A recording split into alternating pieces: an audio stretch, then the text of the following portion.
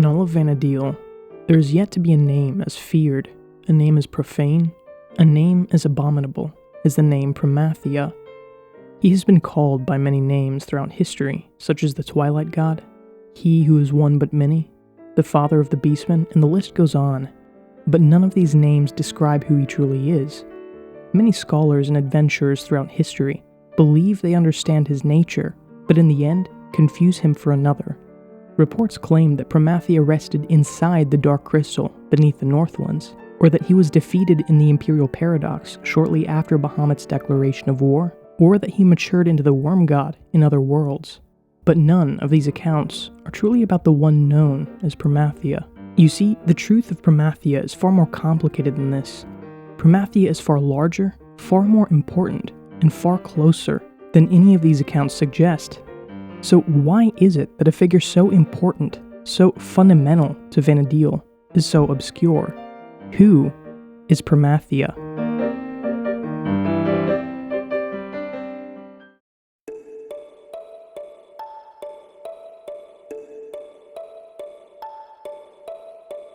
The common creation myth told in Vana'diel is an important piece of context in this discussion. As it states, it all began with a stone, or so the legend says. In ages past, a sentient jewel, enormous and beautiful, banished the darkness.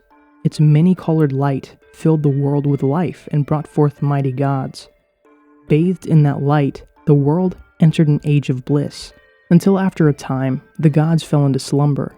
That world was called Vana'diel. The creation myth of Vana'diel goes on to explain that after the gods fell into slumber, the children of the gods went on to build incredible civilizations. But one day, these children wanted to join their parents in paradise. The holy gatekeeper was enraged by the children's hubris, so he destroyed their path to paradise and thrust their homes into the bottom of the sea. Upon the awakening of Altana, the goddess of dawn, she saw the destruction of her children and wept 5 tears into the land. These tears became the Hume, the Elvan, the Tarutaru, the Galka, and the Mithra. It is at this point in the creation myth that Promathia becomes relevant, as it states that it angered him to see the works of Altana. The god of twilight cursed the races, each with a respective sin, and created enemies for the enlightened races to war with for eternity. This creation myth explains a lot of things, and it's become widely accepted by the denizens of Vana'diel. The problem is, it's almost entirely wrong. This wasn't how Vana'diel was created, and this isn't who Promathia is. To tell the truth, I wish I could explain Promathia outright, but the issue is, I can't. There are several things that you have to understand first, before you can understand Promathia. Namely, it would be impossible to understand him without first understanding his counterpart, Altana.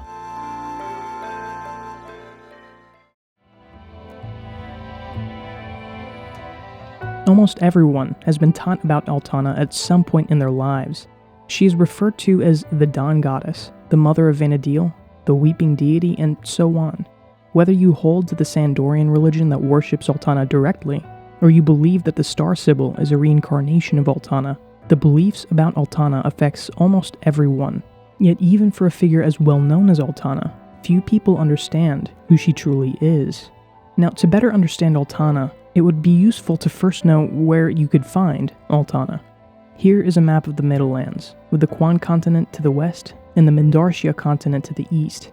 There are plenty more continents than this too, such as the Uragia continent to the far east, Ulbuka to the far west, Rizoa to the north, and Ulziria to the south. This map, as well as the continents I've also listed, paints a picture of everywhere the enlightened races are aware of on Vana'diel's surface. So where exactly would one find Altana? Well, it's complicated. You wouldn't exactly be able to point to a spot on the map to signify her whereabouts. But there were rumors, started by the Renastri, a research facility in Windurst, stating that they may have found 6 different portals to where Altana lives, scattered around the Middlelands. These portals are referred to as proto-crystals. These crystals are located in these locations, and each is a pure, unmixed structure, containing only one of the 8 components of crystal energy. When researchers from the Rhinostri went to the crystal of pure combustion, or the proto-crystal of fire, they discovered a method of passing through the proto-crystal to a realm beyond. This realm cannot be marked on a map, nor can we truly fathom the scale of this realm. because it's so much higher than any reality we've come to understand. After referencing the Beastman's historical records, we've come to know this realm as the astral plane. So is this astral plane where Altana can be found? Well, it looked like it for a while. The Rhinostre sent adventurers to the astral plane in order to clear the way for more research to be done. While there, the adventurer found beings whose existence scaled so much higher than anything we could understand. The only way for these beings to properly communicate with us from Vana'diel is by sending fragments of their power, or avatars of themselves, to communicate. If beings like this existed in the astral plane, this location is surely the home of Altana too, right? Unfortunately, no, it's not. No one found Altana in this realm, and this isn't for a lack of trying either. Adventurers were sent to all 6 entrances of the astral plane, and Altana was found at none of them. Furthermore, after Bahamut's declaration of war, another entrance to the astral plane opened up at the mother crystal of the bottom of the Sea of Shumeo. Altana wasn't there either. If Altana isn't in Vana'diel proper or the astral plane, where could one possibly find her? Well, the problem isn't where Altana is, but it's how one could meet her. There are records of one legendary adventurer who managed to meet Altana, and through this meeting, they were able to stop the encroaching void. How did they go about meeting her though, and where did they find her? This adventurer, who managed to meet Altana, did so by utilizing an ancient orb with certain properties that we still don't understand today, but this functioned by absorbing fragments of light from certain legendary heroes who had saved the world before. It then took these fragments of light and erased the adventurer from existence. This sounds ridiculous, I know, but you have to understand, once the adventurer absorbed the aggregated light from the orb, they no longer existed in any concrete sense. They became more than a person. They became an archetypal virtue or an abstract paragon. The adventurer became more real than Vana'diel itself. Only then could the adventurer meet with Altana, and this reveals an important lesson on who exactly Altana is. Altana isn't a person or a being like you or me or the avatars. She serves as one of the fundamental parameters of reality itself. While one could use common adjectives to describe most things in Vana'diel, descriptors fail to capture who or what she is. Altana is not a loving being. The very reality of love is to be like Altana. Altana is the definition of love or maternity or femininity. Those concepts don't make sense. They don't exist without Altana. Now, when the adventurer met with Altana, it's difficult to know if this took place in the astral plane or if this took place in a realm beyond. The latter is far more likely based on the information we have, but the where is equally as crucial as the how. Altana is more real than Vana'diel, and it's through her attributes that the very structures of half of our realities exist. The identity of Altana is the goddess of perfect love, but this only describes half the world. There's another half, the missing half, that may be more important to the denizens of Vana'diel today, and that missing half is Promathia.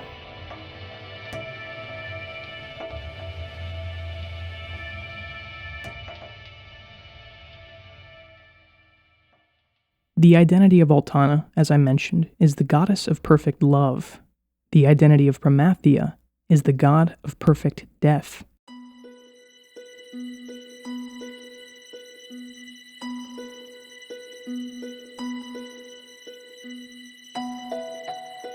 This sounds evil, it sounds dark and sinister, but you have to remember something about the world before our Vana'diel. There was no evil in the common sense back then. There was an ancient race in Vana'diel that lived about 10,000 years ago, known as the Zilart. They were the first race in Vana'diel, and through their prince's contact with the crystal, they gained a glimpse into what the world looked like before the creation of our world today. That is, before the sundering of the true crystal that created Vana'diel. They saw Altana in her infinite love, her caring face and outstretched wings. But along with Altana, they saw someone else. While they couldn't quite glimpse him properly, they saw another deity as well. This deity was bound in chains. His face was hidden from their eyes. Despite the picture this paints, the Zilart knew that the world at this time was perfect. So how could this world be perfect if something like Promathia existed in it? This stands in stark contrast to what the Promathian fragment was trying to do upon its awakening. When a band of heroes entered Altair to prevent the Keeper of the Apocalypse from coming to Vana'diel, Promathia's will spoke through the Keeper. His desire was to absorb every living being of Vana'diel into himself, and then commit an act of divine suicide. This sounds evil. Kill every living person in Vana'diel, and then commit suicide? How could Promathia not be evil? But the truth is, as terrible as this sounds, Promathia wasn't evil. When Promathia is described as the embodiment of perfect evil, it denotes a noble death, a sacrificial death. And when Promathia's will took over the Keeper of the Apocalypse, he didn't care about absorbing the people of Vana'diel. He was actually after the emptiness that each person harbored. If you're unfamiliar with the phenomenon known as the emptiness, just know for now that the emptiness is an antithetical force to that of crystal energy. Where crystal energy brings life, growth, and light, the emptiness brings death, decay, and darkness. When the emptiness aggregates in a region, it acts like a plague, destroying the land. The emptiness robs vast regions of its life force, and it's made many areas in the Far East utterly uninhabitable. This emptiness, this force of decay, is exactly what Promathia was after. He had no ill will for the people of Vana'diel. It just so happens that the emptiness had taken residence in the hearts of all people. This desire to take up all the emptiness into himself and die also appears to be the very same desire Promathia had upon his original death, before the creation of Vana'diel. You see, it seemed apparent that at one time the emptiness threatened Promathia's world as well, and in an act of perfect death, Promathia took all the world's darkness into himself and sacrificed himself for the sake of Altana. This is why the Zilart could see a perfect world in the pre-sundered era, despite the presence of Promathia. He became the epicenter of all the danger, all the decay, and all the death that plagued his world. Promathia died 10,000 years ago, and with his death, he destroyed the terrible plague that was the emptiness. This still leaves an important question. If the emptiness was destroyed by Promathia's death, why then has it re-emerged in modern Vana'diel? Furthermore, why do the hearts of all the people in Vana'diel contain a bit of emptiness? While this may sound unrelated to who Promathia was, the question has everything to do with who Promathia currently is.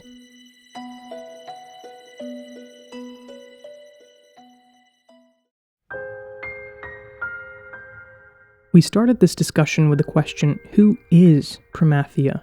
And while I told you who he was, that has nothing to do with what Promathia has become. Altana, being the goddess of perfect love, could not let Promathia, the object of her love, die. She would have done anything and everything it took to save Promathia from the fate he had planned to suffer. They had conflicts over his plan during the last moments of the ancient world, but Promathia initially prevailed. He sacrificed himself for the world, and Altana was saved. But without Promathia to stop Altana from her own ambitions, Altana resorted to the only method possible at bringing Promathia back from the grave. Stricken with grief, she went to the very source of life and reality itself, the true crystal. She took the true crystal to Promathia's corpse, she held it over her late lover, and she shattered the crystal into pieces. She poured the light contained within over Promathia's corpse, streaming life back into his body. But the sundering of the crystal was catastrophic. The crystal is the foundation of reality itself, and with its sundering, all reality sundered with it. The perfect beings yet living were lifted into the astral plane, while all else fell below into the realm we now call Vana'diel. Promathia's emptiness-filled corpse was no exception. With the sundering of reality, Promathia's body too broke into many pieces, and each of these pieces were filled with life. The darkness of each piece was banished for a time, and the pieces of Promathia's body rose up, no longer Promathia, but now a new race of people in this shattered world. The people that were created from this process were the first race of Vana'diel, the same individuals I mentioned earlier, the Zilart. While you may think the story of Promathia ends there, it most certainly doesn't.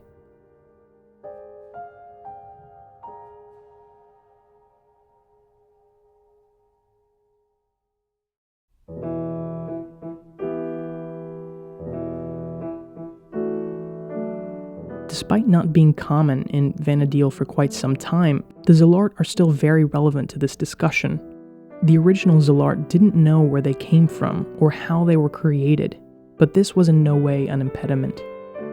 Because these Zilart all came from the body of Promathia, they each contained a method of communicating straight from one heart to another. They could read each other's minds, feel each other's emotions, and see each other's perspectives. This ability is referred to as the Whisper. While this allowed the Zilart to advance rapidly, building magnificent civilizations, the likes of which Vana'diel would never see again, the Whisper also served to be their ultimate downfall. You see, when the Prince of the Zilart glimpsed the pre-sundered world, he was able to share this vision of paradise to all the people. This fostered so much dissatisfaction in the Zilart, they swore to find a way to restore the world as it was before the true crystal's sundering. At some point within the Zilart's history, however, members of their race were being born with the emptiness having returned, meaning the whisper that allowed the Zilart to communicate from heart to heart was absent in these individuals. This meant that they were not transfixed with the visions of paradise that the other Zilart were. Between their lack of communication with the rest of the Zilart, along with their lack of ambitions for utopia, the Zilart and these new people became more and more divided. This eventually led to these new people being referred to as the Kalu. The conflict between the Zilart and the Kalu came to a head when the Zilart had finalized their plans of rejoining the energies of all the mother crystals and returning Vana'diel to its pre-sundered state. With the aid of the terrestrial avatars, the Kalu waged war against the Zilart with all their technological advancements. The battle was a fierce one, pitting parent against child and brother against sister. Just as any other war of this scale, there were no winners. The Kalu succeeded in compromising the functions of the technology that the Zilart had built to restore the world, and all the energy flowing through the technology surged through the lands in one enormous explosion. This killed almost all of the ancient races. There were some survivors, but even these survivors were warped and changed by their exposure to the crystal energy. Over the next 10,000 years, the survivors would become the peoples of Vana'diel that we know today. And this right here is the truth about Promathia's identity. Promathia was a deity from the pre-sundered world.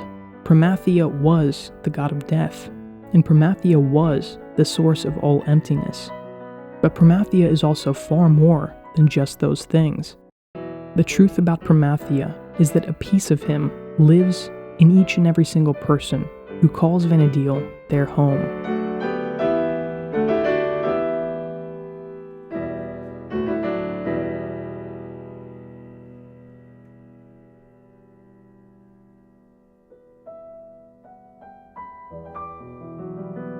This video was done as a contribution to the Final Fantasy XI Days of Starlight event.